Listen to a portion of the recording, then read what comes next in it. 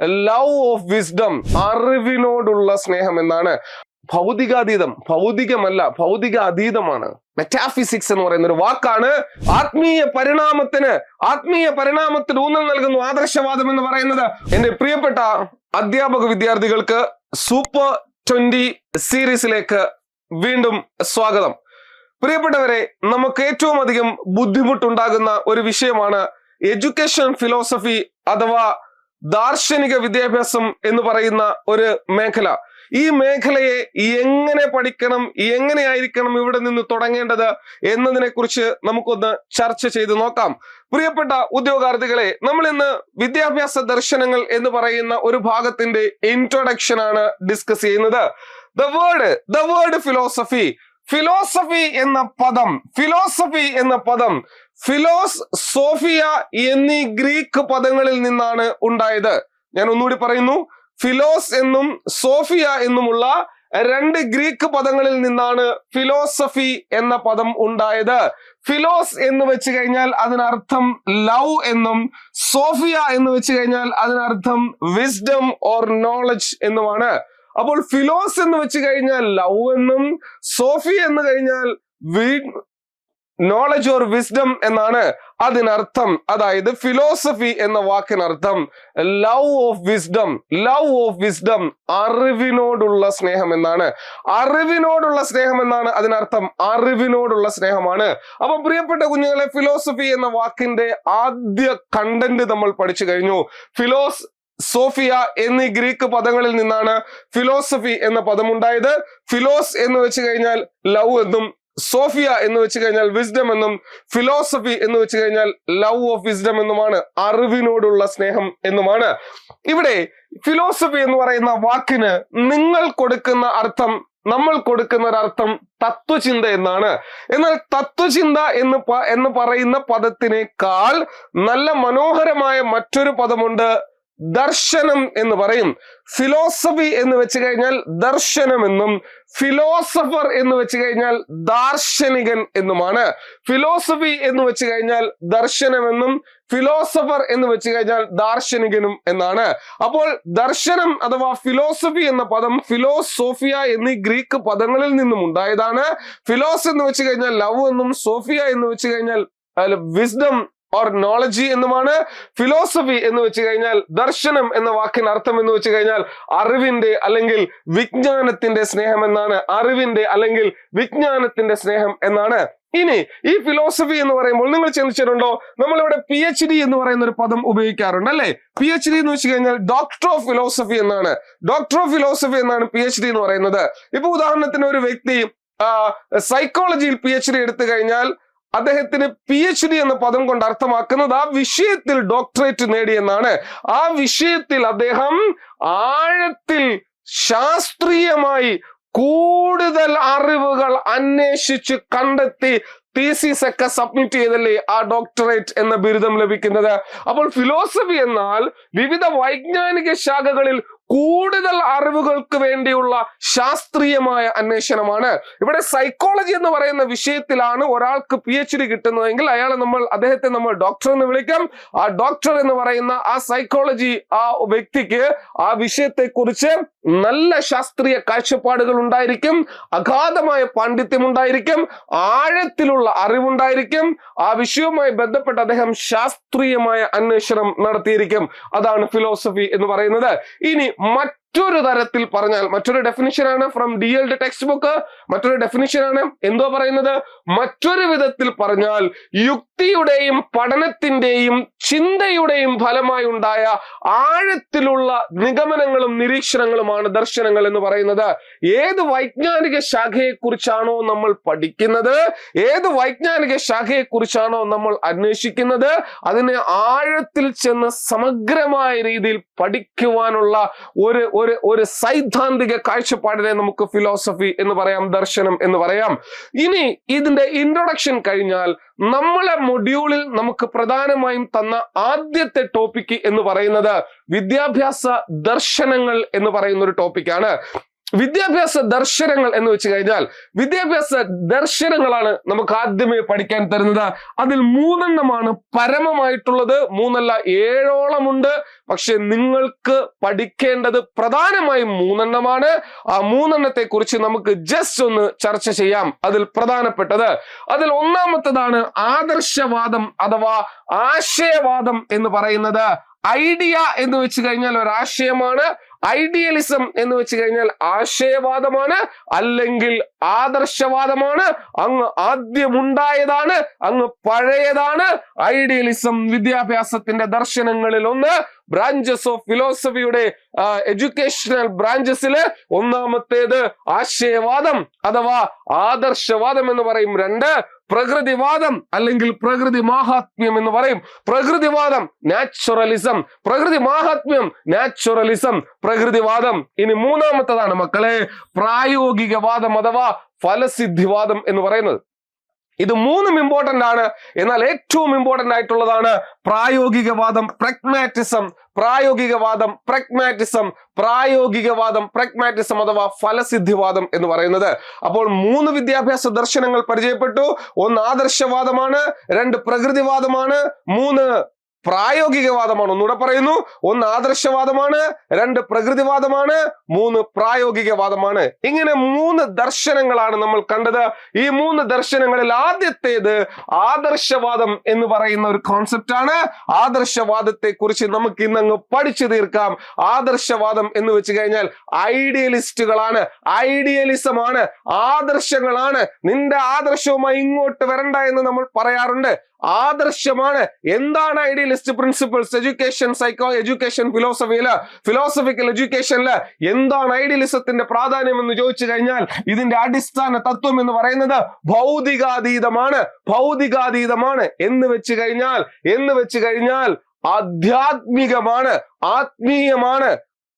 ഭൗതികാതീതം, ഭൗതികമല്ല, ഭൗതിക അതീതമാണ്. മെറ്റാഫിസിക്സ് എന്ന് പറയുന്ന ഒരു വാക്കാണ് ആദർശവാദികളെ സംബന്ധിച്ചിടത്തോളം പരമമായ പ്രാധാന്യത്തോടെ അവർ കാണുന്നത്. ആദർശവാദികളെ സംബന്ധിച്ചിടത്തോളം പരമപ്രധാനമായി അവർ കാണുന്നത് മെറ്റാഫിസിക്സ്, അതിഭൗതികവാദം, ഭൗതികാതീതം എന്ന് പറയുന്ന ഒരു വാക്കാണ്. എന്ന് വെച്ച് കഴിഞ്ഞാൽ നമ്മൾ പറയുന്നില്ലേ, നമ്മൾ മരണാനന്തര ജീവിതത്തെ കുറിച്ച് വിശ്വസിക്കുന്നുണ്ട് എങ്കിൽ അത് ഭൗതികാതീതമാണ്, അത് ആത്മീയമാണ്. അതായത് നിങ്ങൾ ചിന്തിക്കേണ്ട ഒരു കാര്യം എന്ന് വെച്ച് കഴിഞ്ഞാൽ നാളെ നിങ്ങൾ ഇതിന് മറുപടി പറയും, നാളെ നിങ്ങൾ ഇതിന്റെ വീണ്ടും ഒരു പുനർജന്മം ഉണ്ടാകും എന്നൊക്കെ നമ്മൾ വിശ്വസിച്ച് നമ്മുടെ ജീവിതത്തിൽ ഒരുപാട് ആദർശങ്ങളെ, ഒരുപാട് ഐഡിയലിസ്റ്റ് പ്രിൻസിപ്പിൾസിനെ മുന്നോട്ട് കൊണ്ടുപോകുന്നതാണ് ഐഡിയലിസം, ആദർശവാദം എന്ന് പറയുന്നത്. അതിന്റെ ഏറ്റവും പരമമായ കോൺസെപ്റ്റ് ആണ് ഭൗതികാതീതം, മെറ്റാഫിസിക്സ് എന്ന് പറയുന്നത്. ലോകത്തിൽ ആദ്യത്തെ ആദർശവാദിയായി കണക്കാക്കപ്പെടുന്നത് പ്ലേറ്റോയാണ്. ഈ പ്ലേറ്റോ എന്ന് പറയുന്ന ഈ ഒരു പോയിന്റിന് അത്ര വ്യക്തതയില്ല, എങ്കിലും മെജോറിറ്റി മെറ്റീരിയൽസ് പറയുന്ന ഒരു കോൺസെപ്റ്റ് ആയതുകൊണ്ടാണ് ഞാൻ അതിനകത്ത് ഉൾപ്പെടുത്തിയിരിക്കുന്നത്. അത്ര വ്യക്തമായിട്ടുള്ള ഒരു ഫാക്ട് അല്ല, എങ്കിലും ആദ്യത്തെ ആദർശവാദിയായി കണക്കാക്കപ്പെടുന്നവരിൽ ഒരാളാണ് പ്ലേറ്റോ എന്ന് പറയുന്നത്. ആദർശവാദം എന്ന് പറയുന്നത് ആത്മീയ പരിണാമത്തിന് ഊന്നൽ നൽകുന്നു. ആത്മീയ പരിണാമത്തിന് ഊന്നൽ നൽകുന്നു. ആദർശവാദം എന്ന് പറയുന്നത് ആത്മീയ പരിണാമത്തിന് ഊന്നൽ നൽകുന്നു. 2 കണ്ടന്റുകളാണ് ഇതിനകത്ത് നിങ്ങൾ പ്രധാനമായും ഓർത്തു വെക്കേണ്ടത്. ഒന്നാമത്തത് ഭൗതികാതീതം എന്ന് പറയുന്ന ഒരു വാക്ക്, 2 ആത്മീയ പരിണാമത്തിന് ഊന്നൽ നൽകുന്ന, ആത്മസാക്ഷാത്കാരത്തിന് ഊന്നൽ നൽകുന്ന, എന്ന് വെച്ച് കഴിഞ്ഞാൽ പരമമായ എന്തിലോ അർപ്പിതമായി ജീവിക്കുന്നു എന്ന് പറയുന്ന ഒരു കോൺസെപ്റ്റ്. ഈ പ്രകൃതിയെയും പ്രകൃതി സൃഷ്ടാവിനെയും ഒക്കെ വിശ്വസിക്കുന്നു എന്ന് പറയുന്ന ഒരു കോൺസെപ്റ്റ്, ഒരു ഐഡിയലിസ്റ്റ് പ്രിൻസിപ്പിള്, ഒരു ആദർശമായിട്ടുള്ള ഒരു പ്രിൻസിപ്പിള്. സ്വാഭാവികമായും ആത്മീയ പരിണാമം ലൈഫില് എഡ്യൂക്കേഷൻ എന്ന് പറയുന്ന ഒരു വലിയ കോൺസെപ്റ്റിനെ എവിടെ കൊണ്ടുവച്ചിരിക്കുകയാണ്? ആത്മീയ പരിണാമത്തിന് ഊന്നൽ നൽകി കൊണ്ടുവച്ചിരിക്കുകയാണ് ആദർശവാദികൾ എന്ന് പറയുന്നത്. 2 കണ്ടന്റുകളാണ്, 1 ഭൗതികാതീതം എന്ന് പറയുന്ന വാക്ക്, 2 ആത്മീയ പരിണാമത്തിന് ഊന്നൽ നൽകുന്നു. നെക്സ്റ്റ് ആസ്പെക്ട് എന്ന് പറയുന്നത് aim of education, ultimate aim of education എന്ന് പറയുന്നത് ആത്മസാക്ഷാത്കാരത്തിന് ഊന്നൽ നൽകിയാണ്. ഇത് കഴിഞ്ഞ LPSA പ്രീവിയസ് ക്വസ്റ്റ്യൻ ആണ്. ഐഡിയലിസ്റ്റുകൾ, ആദർശവാദികൾ വിദ്യാഭ്യാസത്തിന്റെ പരമമായ ലക്ഷ്യം ആയി കണക്കാക്കുന്ന എന്തിനെന്ന് ചോദിച്ചു കഴിഞ്ഞാൽ ആത്മസാക്ഷാത്കാരത്തിനാണ്, സെൽഫ് ആക്ച്വലൈസേഷൻ ആണ്. ജീവിതം എന്ന് പറയുന്നത് ധാർമ്മിക മൂല്യങ്ങളും മതപരമായ മൂല്യങ്ങളും സാംസ്കാരിക മൂല്യങ്ങളും സാമൂഹ്യ കാഴ്ചപ്പാടുകളും മൂല്യങ്ങളും എല്ലാമായി ഒരുമിച്ച് ആത്മസാക്ഷാത്കാരത്തിന് ഊന്നൽ നൽകിക്കൊണ്ടുള്ള ഏറ്റവും പ്രൈമറി ആയി ആത്മസാക്ഷാത്കാരത്തിന് പ്രാധാന്യം നൽകിക്കൊണ്ടുള്ള ഒരു ചിന്താധാരയാണ്, ഒരു ഫിലോസഫിക്കൽ തോട്ടാണ് ഐഡിയലിസം എന്ന് പറയുന്നത്. ഏറ്റവും ഇമ്പോർട്ടന്റ് ആയിട്ടുള്ള പോയിന്റ് ആണ്. ഐഡിയലിസ്റ്റുകൾ പറയുന്നു, ആദർശവാദികൾ പറയുന്നു, വിദ്യാഭ്യാസത്തിന്റെ പരമമായ ലക്ഷ്യം എന്ന് പറയുന്നത് ആത്മസാക്ഷാത്കാരമാണ്. അതായത് രണ്ട് പരിതസ്ഥിതികൾ ഒരു മനുഷ്യന്, ഒന്ന് ഭൗതികവും രണ്ട് ആത്മീയവും. ആധ്യാത്മികം എന്ന് പറയും. ഭൗതികം എന്ന് വെച്ച് കഴിഞ്ഞാൽ ഈ പ്രപഞ്ചം, ഈ കാണുന്നതെല്ലാം ഭൗതികമാണ്. അതിനുശേഷമുള്ള ഒരു ലോകമുണ്ട്, അതിനുശേഷം ഒരു കാഴ്ചപ്പാടുണ്ട്. അതാണ് ആധ്യാത്മികം എന്ന് പറയുന്നത്. അപ്പോൾ മനുഷ്യന് രണ്ട് പരിതസ്ഥിതികളുണ്ട്. അതിലൊന്ന് ഭൗതികവും രണ്ട് ആധ്യാത്മികവുമാണ്. ആത്മസാക്ഷാത്കാരത്തിനാണ് വിദ്യാഭ്യാസത്തിന്റെ പരമമായ ലക്ഷ്യം എന്നവർ പറയുന്നു. അതുപോലെ തന്നെ അവർ മറ്റൊരു കോൺസെപ്റ്റിലേക്ക് പറയുന്നുണ്ട്. സത്യം, സൗന്ദര്യം, നന്മ എന്നീ സാർവകാലിക തത്വങ്ങളെ ആദർശവാദം പ്രഘോഷിപ്പിക്കപ്പെടുകയും ചെയ്യുന്നു എന്നുള്ള കാര്യം നിങ്ങൾ നോക്കുക. സത്യം, സൗന്ദര്യം, നന്മ എന്നീ സാർവകാലിക തത്വങ്ങളെ ആദർശവാദം പ്രകീർത്തിക്കുന്നു. അപ്പോൾ 3 കണ്ടന്റുകൾ ഇതുവരെ പറഞ്ഞതിൽ നിന്ന് നിങ്ങൾ ഓർത്തു വെക്കുക. ഒന്നാമത്തെ കണ്ടന്റ് എന്ന് പറയുന്നത് ഭൗതികാതീതം എന്ന് പറയുന്ന വാക്ക്, രണ്ടാമത്തെ കണ്ടന്റ് എന്ന് പറയുന്നത് ആത്മീയ പരിണാമം എന്ന വാക്ക്, മൂന്നാമത്തെ കണ്ടന്റ് എന്ന് പറയുന്നത് ആത്മസാക്ഷാത്കാരം എന്ന് പറയുന്ന വാക്ക്, നാലാമത്തെ കണ്ടന്റ് ആണ് ഇതായി പറയാൻ പോകുന്നത് അധ്യാപക കേന്ദ്രീകൃതം. ആദർശവാദത്തിൽ അധ്യാപക കേന്ദ്രീകൃതമാണ്. ചൈൽഡ് സെന്റേർഡ് അല്ല, സ്റ്റുഡന്റ് സെന്റേർഡ് അല്ല, പീപ്പിൾ സെന്റേർഡ് അല്ല. ചൈൽഡ് സെന്റേർഡ് അല്ല, സ്റ്റുഡന്റ് സെന്റേർഡ് അല്ല, പീപ്പിൾ സെന്റേർഡ് അല്ല, ടീച്ചർ സെന്റേർഡ് ആണ്. അധ്യാപക കേന്ദ്രീകൃതമാണ്. അപ്പോൾ അധ്യാപക കേന്ദ്രീകൃതമാണ് ആദർശവാദം എന്ന് പറയുന്നത്. ആദർശവാദം അധ്യാപക കേന്ദ്രീകൃതമാണ്. പുസ്തക പഠനത്തിനാണ് പ്രാധാന്യം, പ്രാക്ടിക്കൽ പഠനത്തിനല്ല. ഇന്നത്തെ കണക്കുള്ള അസൈൻമെന്റോ പ്രോജക്റ്റുകളോ സെമിനാറുകളോ സിമ്പോസിയങ്ങളോ വർക്ക് ബുക്കുകളോ സംവാദാത്മക പഠനങ്ങളോ സഹവർത്തിത്വ പഠനങ്ങളോ ഇതൊന്നുമില്ല പ്രിയപ്പെട്ട കുഞ്ഞുങ്ങളെ. അതായത് ആദർശവാദികൾ, പഴയകാല ചിന്താധാരയിലുള്ളവർ, ആദ്യകാല വിദ്യാഭ്യാസ ദർശനങ്ങൾ കൊണ്ടുവന്നവർ, ആധ്യാത്മിക ജീവിതത്തിന്, ആത്മീയ പരിണാമത്തിന്, ആത്മസാക്ഷാത്കാരത്തിന് ഊന്നൽ നൽകിയിട്ടുള്ളവർ. അവർ പുസ്തക പഠനത്തിന് ഊന്നൽ നൽകി കുട്ടി വളരെ വിനയമുള്ള കുട്ടികളായിരിക്കണം. വളരെ വിനയമുള്ള കുട്ടിയായിരിക്കണം. ഓം ഗുരുർ ബ്രഹ്മ ഗുരുർ വിഷ്ണു ഗുരുർ ദേവ മഹേശ്വര ഗുരു സാക്ഷാ പരബ്രഹ്മ തസ്മൈ ശ്രീ ഗുരുവേ നമ എന്ന് പറയുന്ന പോലെ മാതാപിതാ ഗുരു ദൈവം എന്ന് പറയുന്ന മാതാവും പിതാവും കഴിഞ്ഞാൽ സർവ്വതും ഗുരുവാണ് എന്ന് പറയുന്ന ദൈവത്തിനേക്കാൾ പ്രാധാന്യം കൊടുക്കുന്ന ഒരു കാഴ്ചപ്പാട്. അതായത് കുട്ടി അധ്യാപകന് മുമ്പിൽ നല്ല വിനയമുള്ള ആളായിരിക്കണം. അപ്പോൾ അധ്യാപക കേന്ദ്രീകൃതമാണ്. അതുപോലെ തന്നെ കുട്ടിയുടെ വിനയത്തിന് വളരെയധികം പ്രാധാന്യം കൊടുക്കുന്നു. ഇനി നോക്കിയേ, അധ്യാപക വിദ്യാർത്ഥി ബന്ധം എന്ന് പറയുന്നത്, അധ്യാപക വിദ്യാർത്ഥി ബന്ധം അധ്യാപകൻ ഒരു തോട്ടക്കാരനെ പോലെ വിദ്യാർത്ഥികളുടെ സുഹൃത്തും വഴികാട്ടിയും തത്വജ്ഞാനിയുമാണ്.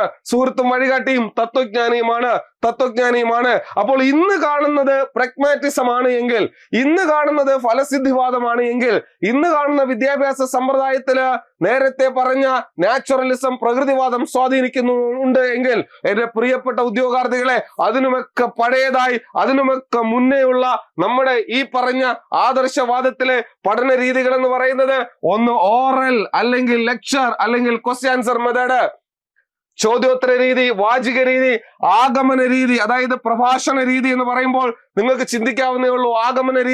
ആഗമന രീതി ഓർത്തു വെക്കണമെങ്കിൽ നിങ്ങൾ DGP എന്ന് പറയുന്ന ഒരു ചെറിയ കോഡ് ഓർത്തു വെക്കുക. ഡിഡക്റ്റീവ് മെത്തേഡ് എന്ന് വെച്ചാൽ ആഗമന രീതിയാണ്.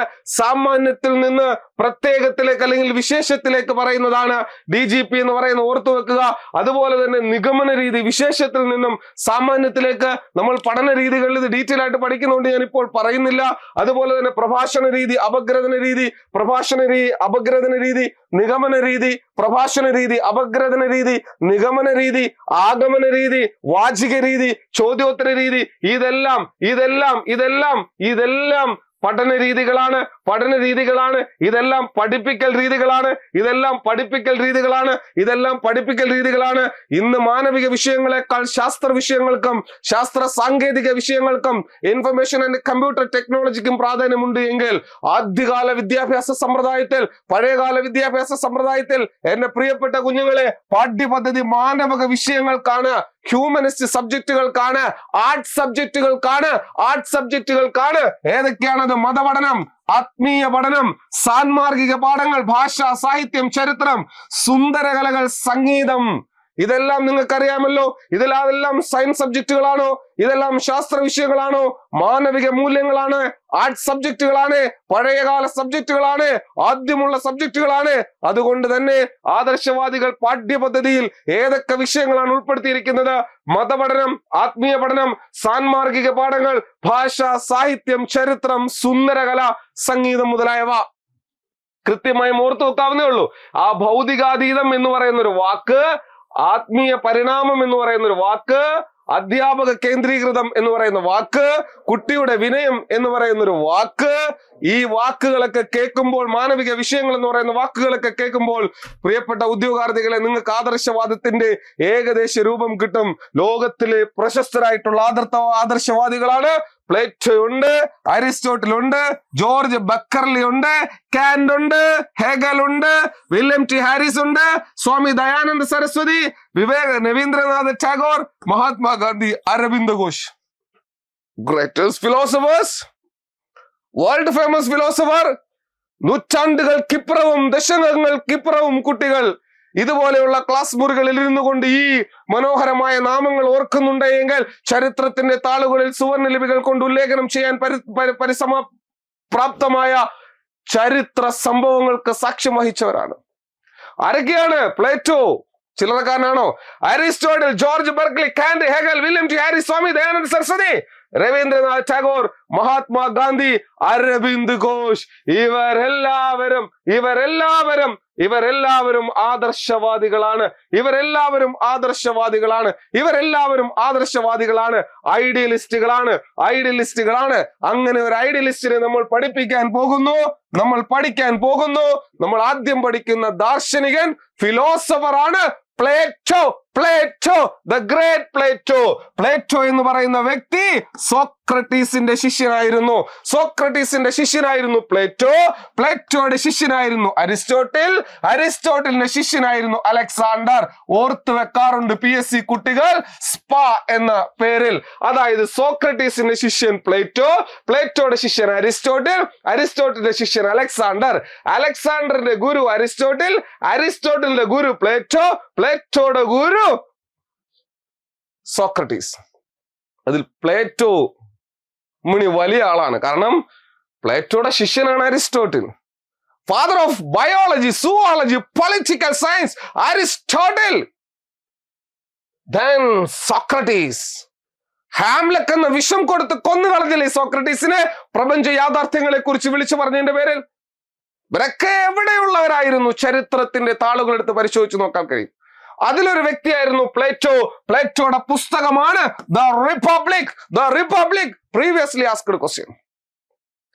പ്ലേറ്റോയുടെ പുസ്തകത്തിന്റെ പേരാണ് റിപ്പബ്ലിക്. സോക്രട്ടീസിന്റെ ശിഷ്യനാണ് പ്ലേറ്റോ. അലക്സാണ്ടർ ഗുരുവാണ് പ്ലേറ്റോ ആ ഏതൻസിൽ ഒരു തത്വചിന്ത പാഠശാല ആരംഭിച്ചു. എന്തിനെ കുറിച്ചാണ്? വിജ്ഞാന ദേവതയായ അധീന ദേവിക്ക് പ്രതിഷ്ഠിക്കപ്പെട്ട അക്കാദമിയ എന്ന ഒലിവ് മരത്തോട്ടിൽ സ്ഥാപിക്കപ്പെട്ട ആ വിദ്യാലയം അറിയപ്പെടുന്നത് അക്കാദമി എന്നാണ്. അക്കാദമിയ എന്ന ഒലിവ് മരത്തോട്ടത്തിൽ അക്കാദമി എന്ന് വിളിക്കപ്പെട്ട ഒരു തത്വചിന്ത പാഠശാല സ്ഥാപിക്കപ്പെട്ടു. ഈ പാഠശാല നിങ്ങൾ ഒരിക്കലും മറക്കരുത്. കാരണം അനവധി തവണയായിട്ട് ചോദിച്ചിട്ടുള്ള ഒരു ചോദ്യമാണ്. അദ്ദേഹം പറയുകയാണ്, എന്താണ് വിദ്യാഭ്യാസത്തെ കുറിച്ച് പറയുകയാണ്? ഇരുട്ട് നിറഞ്ഞ ഒരു ഗുഹ പോലെയാണ് ഈ ഭൗതിക ലോകം. യുക്തിചിന്ത കൊണ്ടും സത്യാന്വേഷണം കൊണ്ടും ഇരുട്ടിനെ മറികടക്കുകയും യഥാർത്ഥ സത്യം കണ്ടെത്തുകയുമാണ് വേണ്ടത് എന്ന് പ്ലേറ്റോ പറയുകയാണ്. ആരാണ് പറയുന്നത്? പ്ലേറ്റോ. ഇരുട്ട് നിറഞ്ഞതാണ് ഈ ഭൗതിക ലോകം എന്ന് പറയുന്നത്. വെളിച്ചം എന്ന് പറയുന്നത് വിദ്യാഭ്യാസമാണ്, അറിവാണ്, നോളജിയാണ്. അറിവെന്ന് പറയുന്ന ആ ഒരു വെളിച്ചമുണ്ടല്ലോ, ഇരുട്ടെന്ന് പറയുന്ന വലിയ ഒരു വലിയ ഒരു ഗുഹ പോലെയുള്ള ഒരു ഇരുട്ടിനെ വകഞ്ഞു മാറ്റി വെളിച്ചം കൊണ്ടുവരുന്ന എന്തോ ഒന്നാണ് വിദ്യാഭ്യാസം എന്ന് പറയുന്നത്. കൃത്യമായും എന്റെ മക്കൾ ഓർക്കുക, പാശ്ചാത്യ ലോകത്തെ ആദ്യ സർവകലാശാലയെ കണക്കാക്കുന്നത് അദീന ദേവിക്ക് സമർപ്പിച്ച അക്കാദമി എന്ന് പറയുന്ന സ്ഥാപനമാണ്. വിദ്യാഭ്യാസത്തിൽ കുടുംബം ഒരു പ്രധാന ഘടകമല്ലെന്നും രാഷ്ട്രത്തിന്റെ പൂർണ്ണ നിയന്ത്രണത്തിലുള്ള ഒരു സ്ഥാപനമാണ് എന്നും വാദിച്ച വ്യക്തി കൂടിയാണ് ആരെന്ന് പറയുന്നത്? പ്ലേറ്റോ എന്ന് പറയുന്നത്. പ്ലേറ്റോയെ നിങ്ങൾ മറക്കരുത്. പ്ലേറ്റോയുടെ ഒരു കണ്ടന്റ് കൂടിയുണ്ട്. സാമൂഹ്യ നീതി പുലർത്തുന്ന മാതൃകാ രാഷ്ട്രീയത്തെ കുറിച്ച് വർണ്ണിക്കുന്ന പ്ലേറ്റോയുടെ കൃതിയാണ് റിപ്പബ്ലിക്. അതിന്റെ കണ്ടന്റ് ആണ് ഞാൻ നേരത്തെ പറഞ്ഞത്. സാമൂഹ്യ നീതി പുലർത്തുന്ന മാതൃകാ രാഷ്ട്രീയത്തെ കുറിച്ച് കുടുംബം എന്ന് പറയുന്നതിന് രാഷ്ട്രത്തിന്റെ പ്രാധാന്യത്തോട് കൽപ്പിച്ച, രാഷ്ട്രം എന്ന് പറയുന്ന ഒരു വലിയ കോൺസെപ്റ്റിൽ ഉൾപ്പെടുത്തിയ ഒരു വലിയ സൈദ്ധാന്തികൻ, തത്വചിന്തകൻ കൂടിയാണ് ഈ പ്ലേറ്റോ എന്ന് പറയുന്നത്. പ്ലേറ്റോ ഒരു ആദർശവാദിയാണ്.